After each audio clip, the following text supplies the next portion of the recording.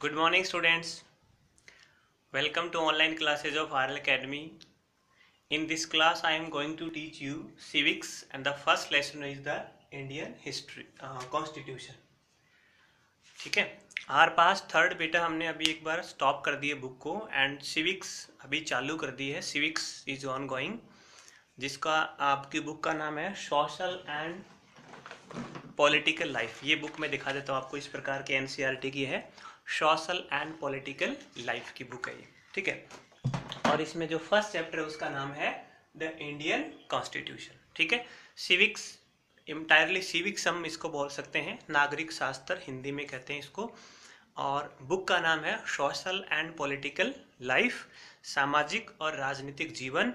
First हमारा chapter है the Indian constitution. ठीक है, पॉलिटी बेसिक रहेगी, इसमें बाद में हम पढ़ेंगे फॉर्म ऑफ गवर्नमेंट और डेमोक्रेसी वगैरह. ठीक है, लास्ट क्लास में मैंने कुछ बताया था आपको. देखो कि व्हाट इज कॉन्स्टिट्यूशन, कि कॉन्स्टिट्यूशन क्या होता है.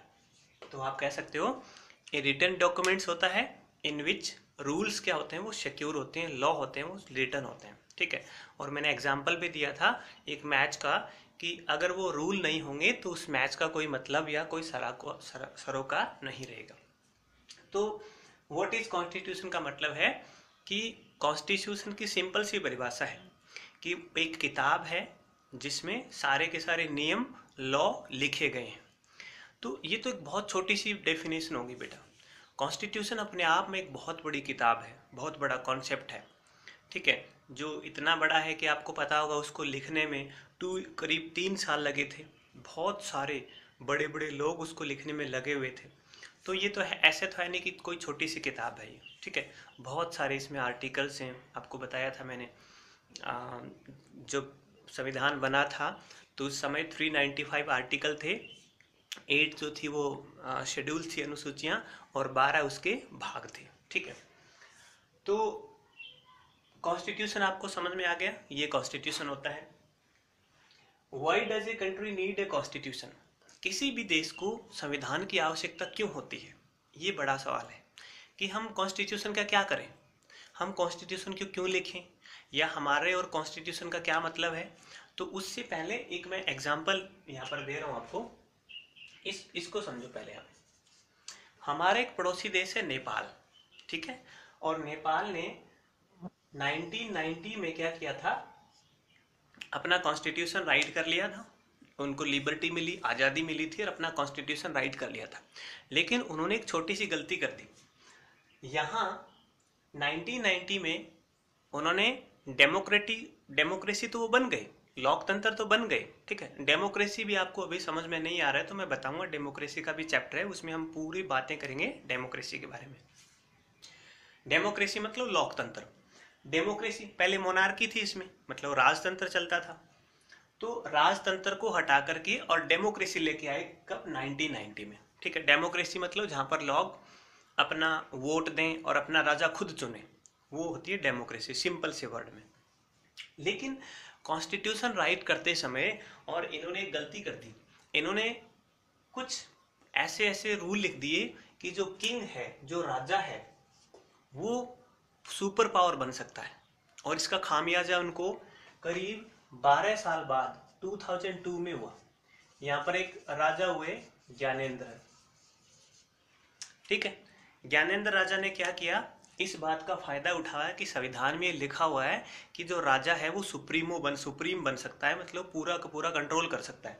तो उसने जो संविधान था ना, संविधान कॉन्स्टिट्यूशन, उसमें अमेंडमेंट करना स्टार्ट कर दिया. उसमें काट छाट तोड़ फोड़, मतलब नए नियम लागू कर दिए. और 2005 आते आते वो एकदम पूरा का पूरा डिक्टेटरशिप जैसा बन गया, यानी तानाशाह टाइप बन गया. अपने सारे रूल वो सुप्रीमो बन गया. रूल्स कैसे लग दिए, मान लो अगर राजा कहे वही रूल बन जाए. ठीक है, अब आप सोचो कि हमने सरपंच है, एमएलए है, एमपी है, ये जिता कर भेजे हैं. ठीक है, हमने सरपंच को जिताया हमने, या फिर जैसे पार्षद होते हैं सिटियों में, हमने सरपंच को जिताया वोट दे करके, और कल को सरपंच आके बोलता है कि आपके घर के आगे जो गेट है उसके आगे से दीवार होनी चाहिए. क्या आप मान लोगे क्या, है ना. या फिर आपको ये बोलेगा सरपंच आकर के कि आपको सुबह 5 बजे से पहले घर से बाहर नहीं निकलना है. Do you accept it? Never ना। Same thing happen with Nepalian. ये नेपालीज जो थे इनके साथ में ये हुआ, राजा ने अपनी सारी इच्छाएं उन पर थोपनी स्टार्ट कर दी, तो दे स्टार्ट टू प्रोटेस्ट। जब राजा निरकुंस होता है, जब राजा टायरेनी बनता है या राजा डिक्टेटरशिप होता है, तो लोग वहां पर क्या करते हैं? रिबेल करते हैं, प्रोटेस्ट करते हैं, रिवोल्यूशन करते हैं। हमने पढ़ा था ना 1857 की रिवोल्यूशन क्यों हुई थी? क्योंकि हमारा जो राजा था, जो अंग्रेज थे, वो हमें प्रताड़ित करना स्टार्ट कर दिया था। इन्होंने एक लंबी लड़ाई लड़ी और 2006 में आकर के राजा ने मान लिया कि ठीक है, मैं अपना सारे अधिकार आपको वापस दे रहा हूँ और पार्लियामेंट जो है, जो संसद है, वो सारे कानून बनाएगी। ठीक है, तो ये लंबी लड़ाई लड़ी इन्होंने और जो राजा का जो सिस्टम था वो पूरी तरह उन्होंने खत्म कर दिया। नाउ 2015 में रीराइट देयर कॉन्स्टिट्यूशन। अब नेपालियों ने क्या किया? 2015 तक अपने कॉन्स्टिट्यूशन को वापस लिखा उन्होंने, पहले वाले किसका? दूसरा नया संविधान लिखा।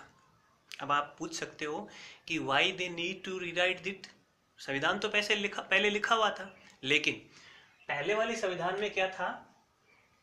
पहले वाले संविधान में ये लिखा हुआ था कि किंग कैन रूल, कि राजा शासन कर सकता है, लेकिन वो सुप्रीमो भी बन सकता है।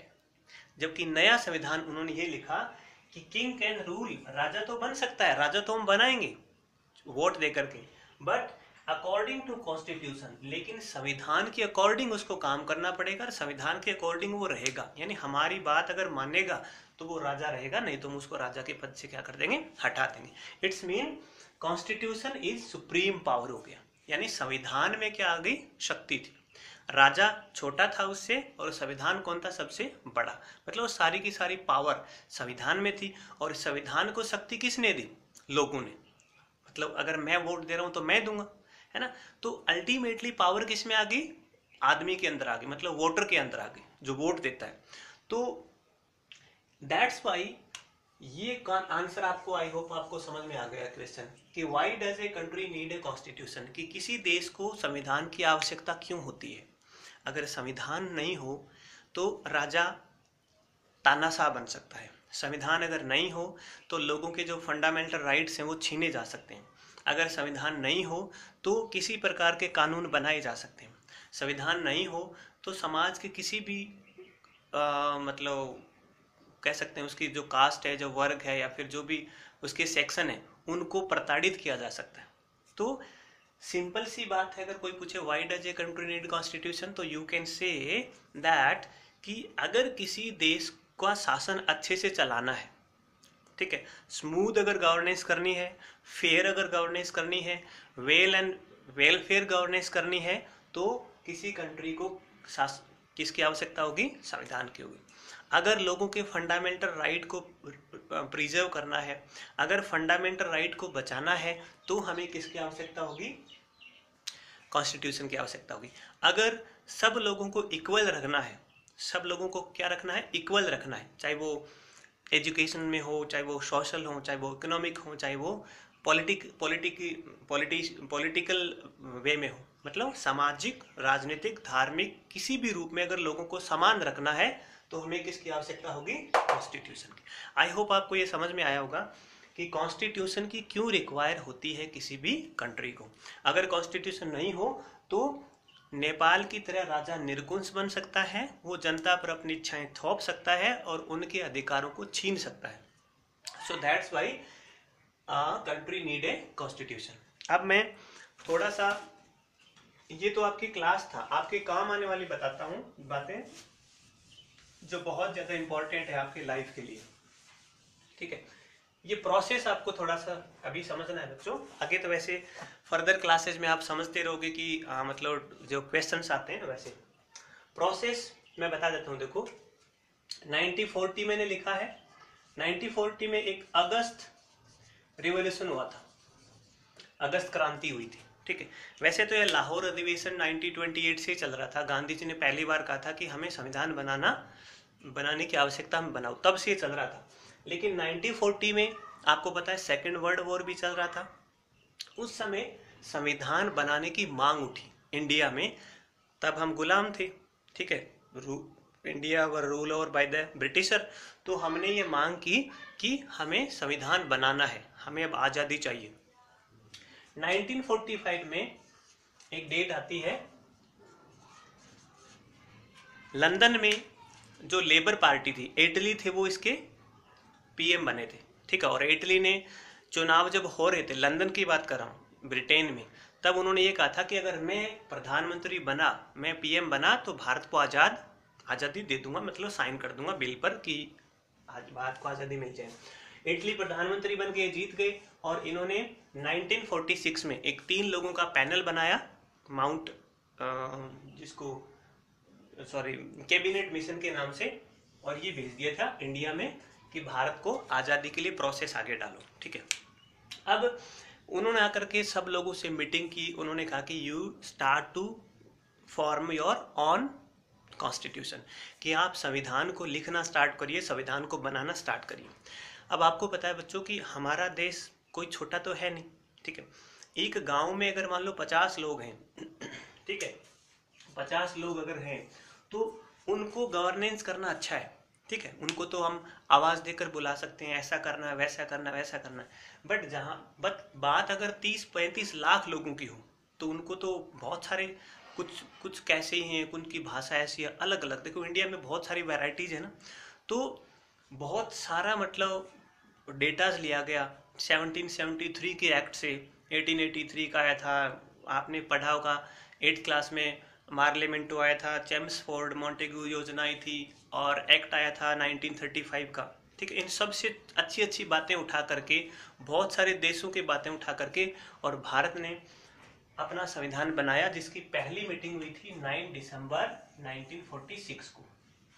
ये डेट आपको हमेशा याद रखनी है कि संविधान जो था, कॉन्स्टिट्यूशन था, वो फर्स्ट कॉन्स्टिट्यूशन का जो प्रस्ताव आप कह सकते हो, वो कब रखा गया था? 19 दिसंबर 1946 को, मतलब संविधान सभा में मीटिंग हुई थी इसके अकॉर्डिंग, संविधान सभा में 9 दिसंबर 1946 को पहला। इसके अलावा 26 नवंबर 1949 को आप कह सकते हो संविधान बनकर तैयार हो गया था। ये डेट बहुत इंपॉर्टेंट है, ठीक है। 26 नवंबर 1949 को, और संविधान बनकर क्या हो गया? तैयार हो गया था। एंड दैट्स वाई आप याद करो, we celebrate first constitution day. इसलिए हमने 26 नवंबर 2015 को पहला संविधान दिवस बनाया था, सेलिब्रेट किया था इंडिया में। इंडिया में फर्स्ट जो सेलिब्रेशन था कॉन्स्टिट्यूशन का, वो कब किया था? 2015 में। प्रथम संविधान दिवस कब मनाया गया था? 26 नवंबर 2015 को। तो 26 नवंबर 1949 को संविधान बनकर तैयार हो गया था, बट ये लागू कब हुआ था? 26 जनवरी 1950 को, ठीक है। तो आपसे पूछ ले कि when India become a republic, कि भारत गणतंत्र कब बना? 26 जनवरी 1950 को। That's why we celebrate our republic day on 26 January ना, एवरी ईयर।